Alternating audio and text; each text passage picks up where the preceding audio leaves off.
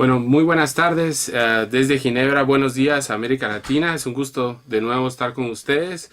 Hoy tenemos un programa especial desde el estudio de radio y televisión de la ONU.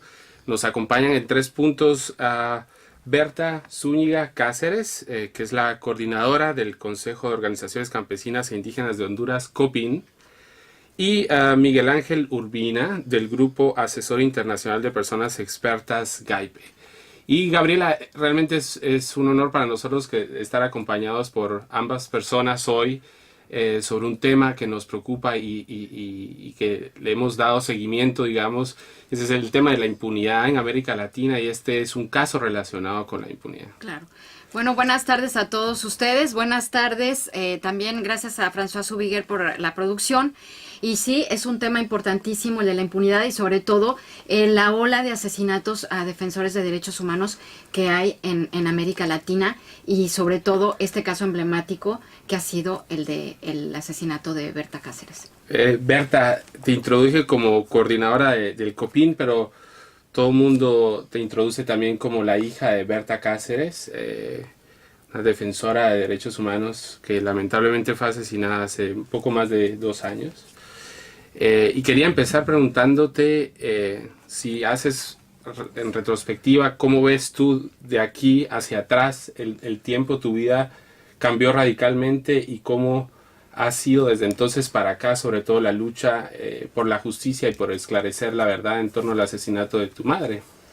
Sí, gracias por la invitación de estar en este programa. Decirles que, bueno, como pasa en América Latina con los defensores y defensoras que han sido asesinados, pues había un contexto previamente a que se ejecutara el hecho que advertía que eso iba a pasar. Por eso ella, digamos, tenía medidas cautelares otorgadas por la Comisión Interamericana de Derechos Humanos y había una preocupación y bueno, también una claridad de que en el contexto de Honduras, de violencia, impunidad y sobre todo bajo el que se implementa el modelo extractivo, pues que podía ser asesinada. Sin embargo, digamos, por su lucha, por su perfil, también a nivel de movimientos sociales en Honduras, era algo que no se terminaba de creer.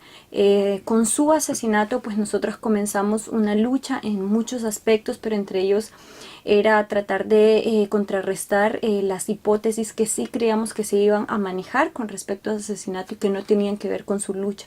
Entonces ese fue un primer momento de revertir y dejar bien claro que obviamente se trataba de un crimen político, de un crimen de Estado, como muchos otros en América Latina. Entonces, bueno, han sido 2 años permanentes de lucha contra la impunidad, con mucho apoyo obviamente de la comunidad internacional y nosotros, bueno, como organización, como familia también, en una posición activa, porque nosotros entendemos que cuando nos convirtamos en personas pasivas, realmente condenamos el caso de la impunidad, porque nunca ha existido voluntad política de investigar realmente la estructura criminal que operó para ejecutar su crimen.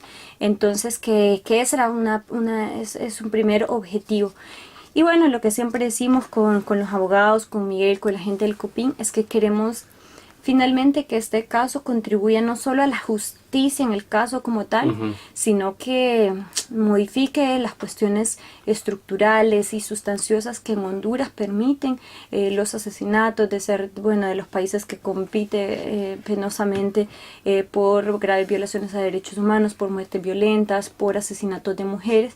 Entonces, que eso también es el aporte que nosotros queremos hacer, en el sentido de que Honduras y América Latina está luchando por revertir. Y creo que una cosa fundamental es esclarecer quiénes ejecutaron el crimen y que estas personas pues sean condenadas. ¿Cómo va la investigación y sobre todo con respecto a lo que vienes a hacer aquí a Ginebra? ¿Con quién te has reunido? ¿Qué respuesta has tenido? Si nos puedes dar estos detalles. Sí, bueno, nos hemos reunido pues con las instancias de las Naciones Unidas, fundamentalmente con los mecanismos distintos que existen, de relatores de pueblos indígenas, de libertad de expresión, de ejecuciones extrajudiciales y otros mecanismos.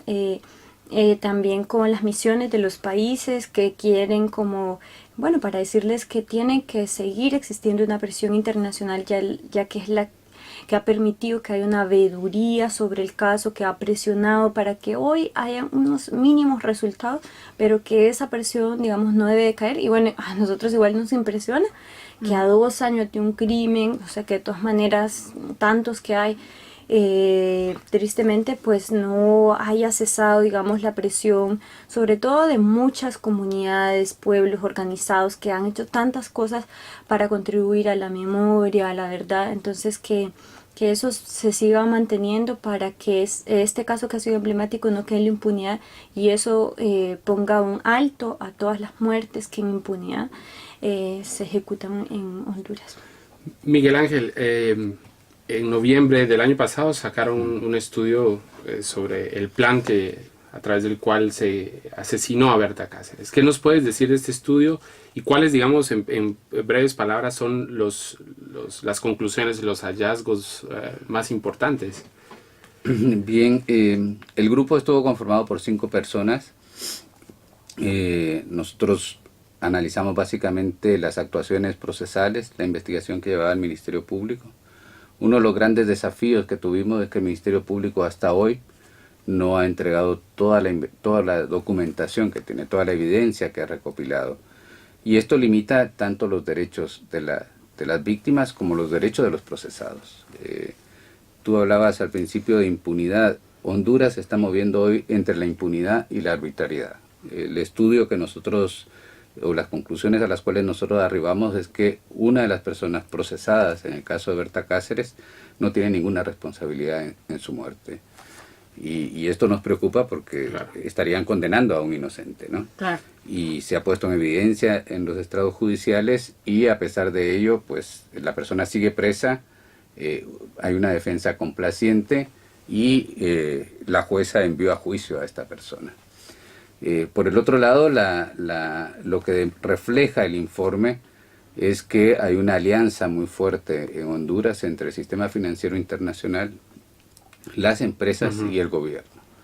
De hecho, uno de los hallazgos más relevantes es que las fuerzas de seguridad del Estado de Honduras actuaban bajo la dirección de las empresas de seguridad contratadas en este caso por la hidroeléctrica.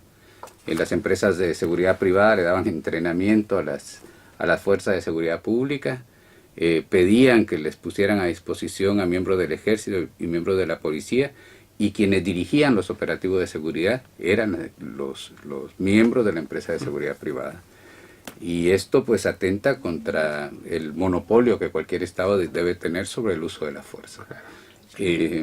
Lo otro que se demostró es que en Honduras están operando estos proyectos extractivos, han generado estructuras paralelas que han generado violencia en las comunidades, y que Berta Cáceres, el caso de la muerte de Berta Cáceres el 2 de marzo, no fue casual, sino fue producto de un plan estructurado que se define en el mes de noviembre del año 2015. A partir de allí vemos patrones de seguimiento y vigilancia a Berta Cáceres, se intensifica la infiltración del COPIN, y hay un primer operativo que montan los directivos de la empresa para matar a Berta Cáceres el día 5 y 6 de febrero de 2016. Este operativo fue abortado y fue comunicado al gerente general de la empresa.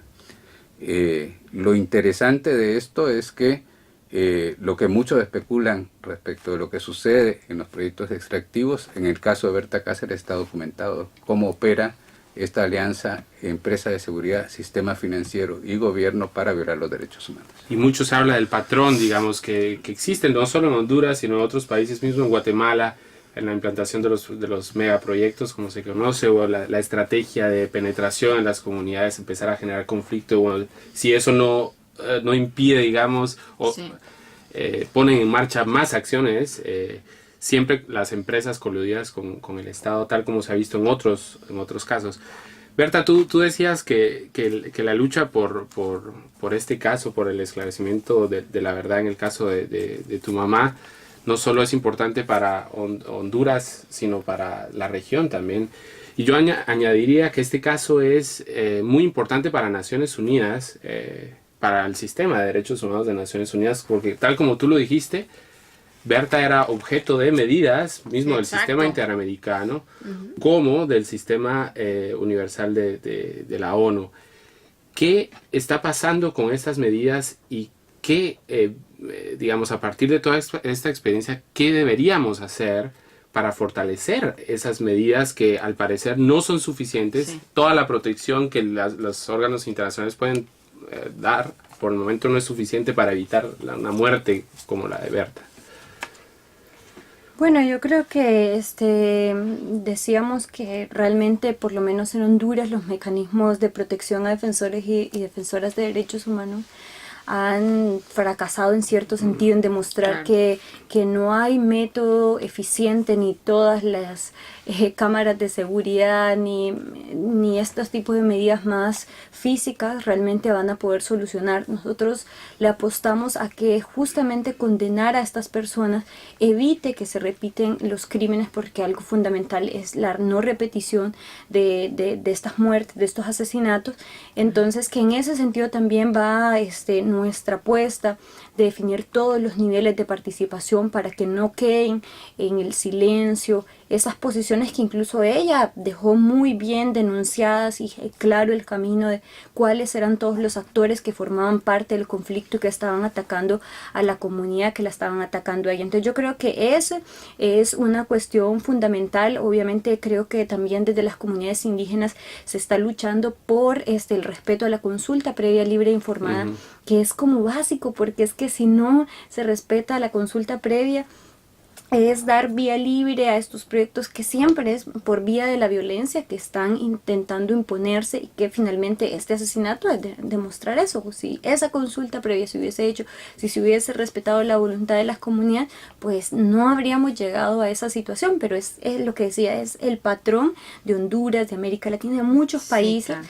y que bueno, finalmente terminan teniendo como víctimas a eso, una mujer de un alto perfil, a un defensor también de derechos humanos, a Gustavo Castro, y bueno, y por ende a un montón de víctimas directas, indirectas, que se sienten agravadas por un hecho así. Entonces yo creo que eso, caminar hacia la verdad y determinar esas responsabilidades, puede ser un elemento que también contribuye a prevenir. Y hoy es un día, antes de que tú nos puedas aportar algo al respecto, Miguel Ángel, hoy es un día importante porque el Alto Comisionado está en Viena, la celebración de la conmemoración de la conferencia de Viena, en donde se creó, digamos, la oficina del Alto Comisionado, y donde a partir de ahí surgen una serie de mecanismos extraconvencionales, más allá de los instrumentos que existen, para proteger cada vez más a las personas y proteger y promover, digamos, los derechos humanos. Pero estamos viendo que, tal como el Alto Comisionado lo dijo hoy en Viena, los estados están viendo a los derechos humanos, no solo los estados, las empresas, y a los defensores los están viendo casi como parias, decía él, Sí. realmente como una acción que hay que contrarrestar porque les causa mucho más problemas.